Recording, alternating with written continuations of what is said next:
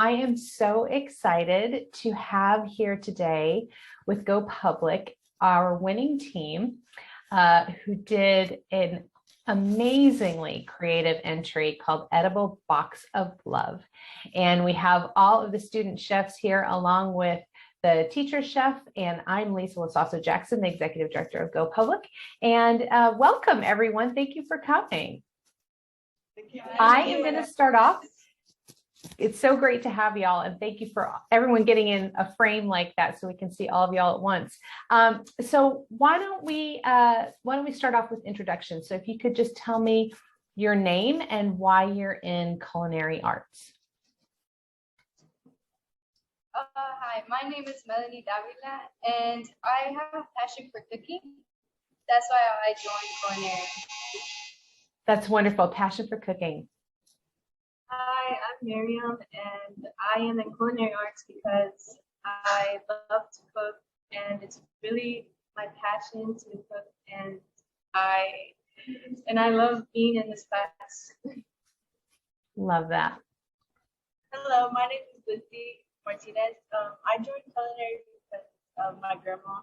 She loves cooking, and I used to cook there all the time, and I still. You and I are very similar because both of my grandmothers inspired me with cooking. So I love hearing that. Hi, my name is Vanessa, and I am in culinary because I like to cook and I love eat. Hi, I'm Paola Tamayo. I'm in culinary because I want to learn how to cook. Fantastic. And Chef Jean?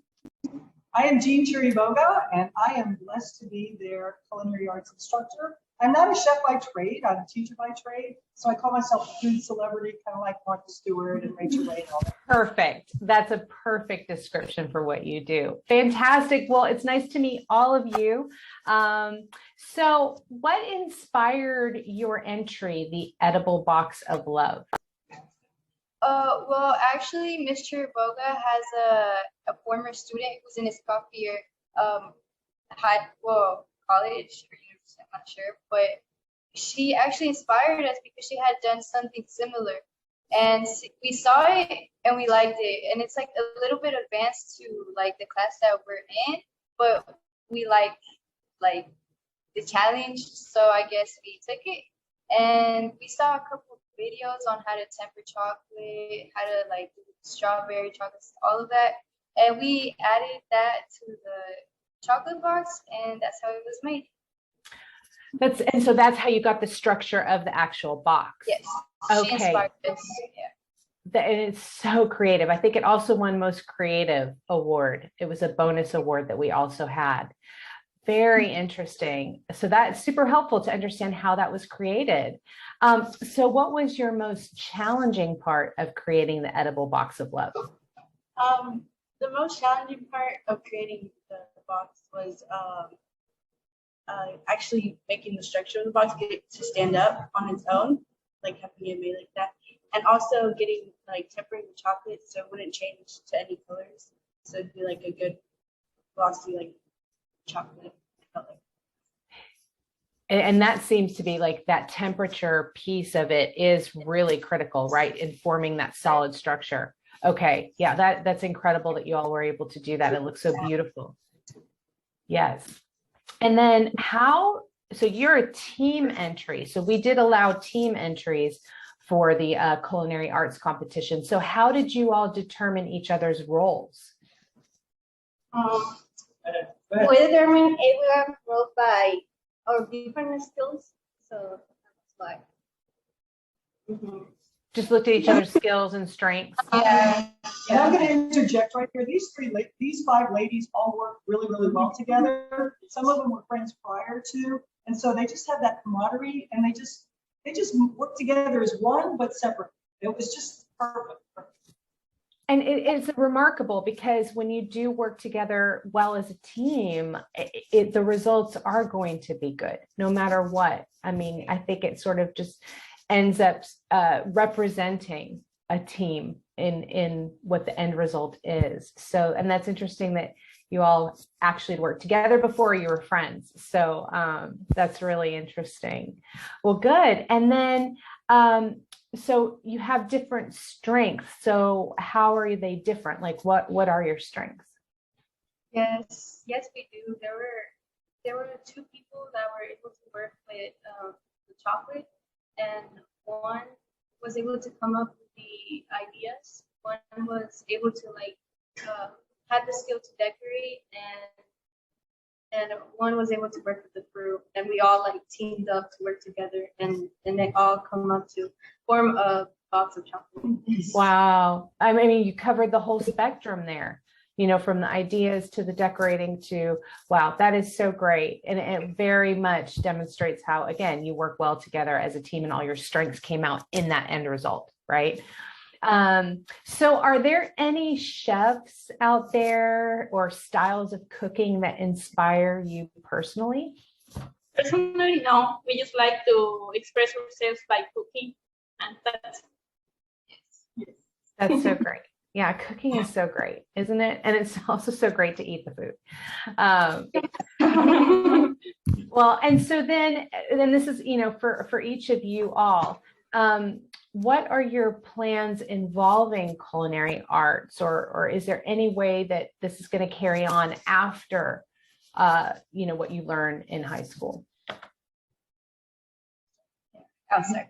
So personally, I'm not gonna keep going into culinary because I'm changing my career. But I do have a dream. I want to be able to put my own bakery or my own restaurant. I've been wanting to do that since I was younger. So I'm probably gonna get back into that later on in my life so I can do that. That's great. My plans involving culinary arts is to learn more about the food industry and to become a professional chef. And I hope to follow my goals and dreams by developing a restaurant, because I would love to give people some love with the food that I create. Oh, that's beautiful. Love that. My goals for culinary in the future are actually becoming a pastry chef of some sort and working in fine dining. Wow, fantastic. Very specific too, as a pastry chef in fine dining. Yeah, absolutely. maybe someday become a chef. That's my dream. Really? I have to apply what I have learned in class into my daily life. That's so great. And so, I mean, really, honestly, it's so exciting to hear, how this program, it either is directly feeding into what it is that you want to do. No pun intended. That was clever. Feeding into what you're wanting to do, or it's just going to play a role somehow, along the way. I mean, it's a win-win, in my opinion. I have to say culinary arts is one of my favorite programs out there. And when I think back on high school in my life, we didn't have the breadth of what you all have. And so it's just so exciting to see how you're developing those interests right now. And Jean, so what is the best part of teaching culinary arts? Well, there isn't one best part, because you look at each one of these girls, and if I said, well, it was Miriam or it was Lizzie, no, it's all the kids together, and just seeing them shine and grow in their confidence, whether they plan on becoming a professional or not. It's just the confidence at home as well, that they can deliver a yummy meal, about presentation, that kind of thing. But the thing that sticks in my heart so much is, now that this is my 7th year here, when my students go off and then they get back with me after they graduate from either college or whatever, and they email me, they text me, and they say, I miss your class. Well, if you're 25 and you miss my class, I obviously touched your life, right? And so just to have that connection with these kids and know that you've made some type of impact in their life, that to me is monumental. I don't even have anything to say after that, Jean, because I'm going to have to cry.